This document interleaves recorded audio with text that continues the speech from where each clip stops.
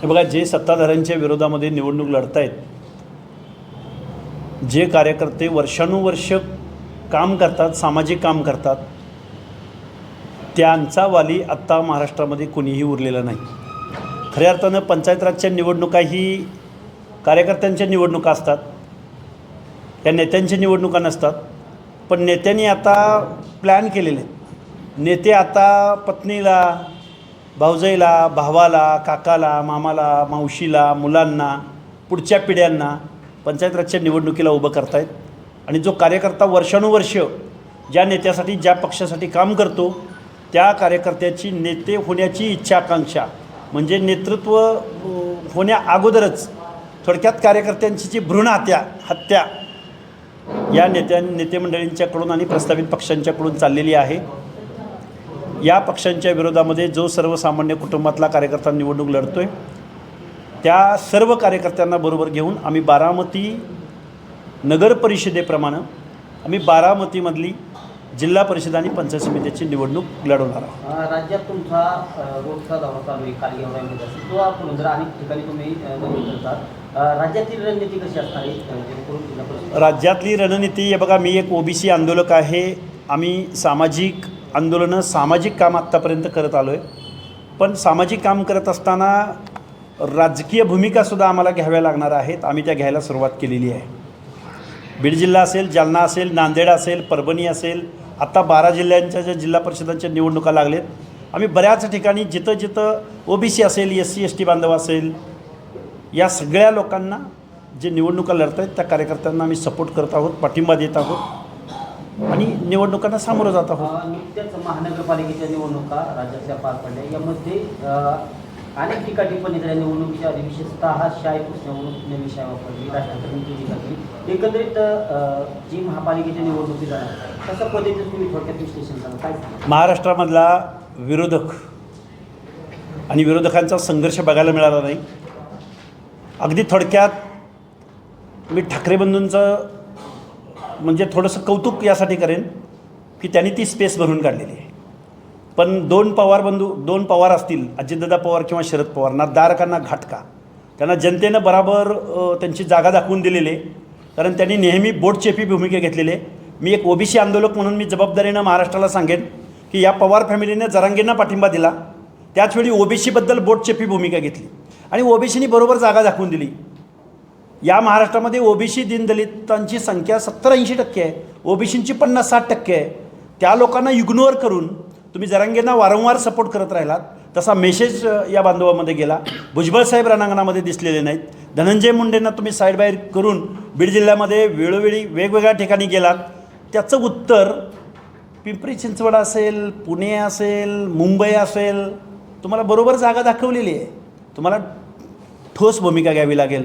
तुम्ही विरोधात आहे म्हणून पण महाराष्ट्राच्या जनतेला कळलेलं नाही आणि तुम्ही सत्तेत आहात म्हणून बी कळलेलं नाही.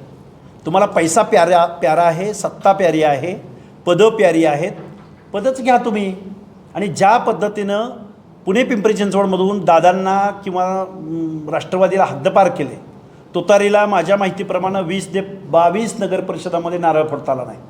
आणि शरद पवार राष्ट्रवादी काँग्रेस पक्षापेक्षा वंचितचा परफॉर्मन्स आणि आमच्या MIMचा परफॉर्मन्स खूप मोठा आहे.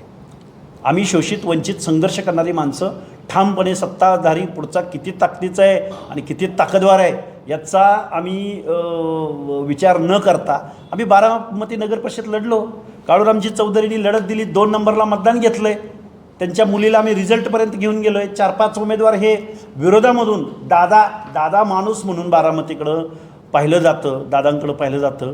बारामतीचं रोल मॉडेल देशाला सांगितलं जातं. पण त्या बारामतीमधल्या जिरायती भागामध्ये काय प्रश्न आहेत? आज सकाळी आम्ही येत असताना कान्नडवाडी, पांढरवाडी, परत अजून कुठलं गाव आपलं वडगाव निंबाळकर, अजून वरचं चोपडज, वाकी या गावामध्ये गेलो होतो. अक्षरशः तिथल्या लोकांचा रोजगारीचा प्रश्न आहे, पाण्याचा प्रश्न आहे, रस्त्याचा प्रश्न आहे, शेतीचा प्रश्न आहे. हीच का बारामती असं म्हणायची वेळ येते. एखादा बाहेरचा माणूस आला तर तो विश्वास पण ठेवणार नाही. त्यामुळं बारामती पंचायत समितीमध्ये एक संघर्ष करणारे किंवा सर्वसामान्य कुटुंबातली पोरं, शेतकऱ्याची पोरं असतील, पुढं येतील आणि पंचायत समितीमध्ये आवाज उठवतील आणि आम्ही लोकशाही जिवंत ठेवायचा आटोकाट प्रयत्न करू. विरोधकांना कितीही नामोहरम केलं, पैशाची आमिषं दाखवली, पदांची आमिषं दाखवली, तरी आम्ही संघर्ष करायला जन्म घेतला आहे आणि हे संघर्षाचे साथी आमच्याबरोबर आहेत.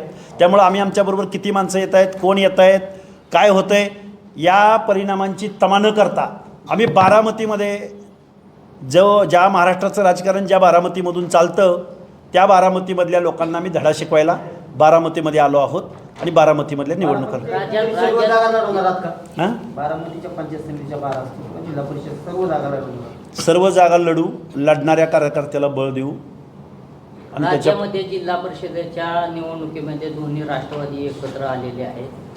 कसं पाहता या दोन्ही राष्ट्रवादी एकत्रित आलेले आहेत. एका राष्ट्रवादीचा हात भाजपच्या हातात आहे, एका राष्ट्रवादीचा हात काँग्रेसच्या हातात आहे, शिवसेनेच्या हातात आहे. त्यामुळे हे ना दारके आहेत ना घाटके आहेत. त्यांनी एकदा भूमिका जाहीर करावी पवार कुटुंबियांनी की तुम्ही नक्की विरोधात आहात का तुम्ही नक्की सत्तेमध्ये आहात. त्यामुळं तुम्हाला असली दोगली भूमिका किंवा दोन नगरीवर पाय ठेवून तुम्हाला काम करता येणार नाही. त्याचं प्रत्यंतर पिंपरी चिंचवड आणि पुण्यामधल्या नागरिकांनी दाखवलेलं आहे. तेच प्रत्यंतर बारामतीमध्ये सुद्धा दाखवलं जाईल. मला बारामतीमधल्या, मी जबाबदारीनं बोलतो आहे, अनेक मराठा समाजातल्या गोरगरीब तरुणांचे कॉल आहेत. एक तर नवीनच ऐकलं की पंधरे गटामध्ये कोण यजुवेंद्र पवार उभा राहतो वाटतं, पवार फॅमिलीतला युगेंद्र ना, मला त्याचं नावच आठवत नाही. हे काय चाललंय काय नक्की. गटात पण अजित पवारांच्या पुत्राला अजित पवारांचे पुत्र उभे राहतील. अजून कोण, आता ते 4-5 भाऊ आहेत, अजून कोण लेकरं असतील तर त्यांना पुढं घेऊन या म्हणावं. सगळ्या जिल्हा परिषदात तुम्हीच घ्या म्हणा वाटून. तुम्ही सुनेत्रताई पवारांना राज्यसभेवर पाठवलं दादा. आता तुम्हाला तुमच्या पराभवाचं तुम्ही किती आत्मपरीक्षण करताय मला माहिती नाही.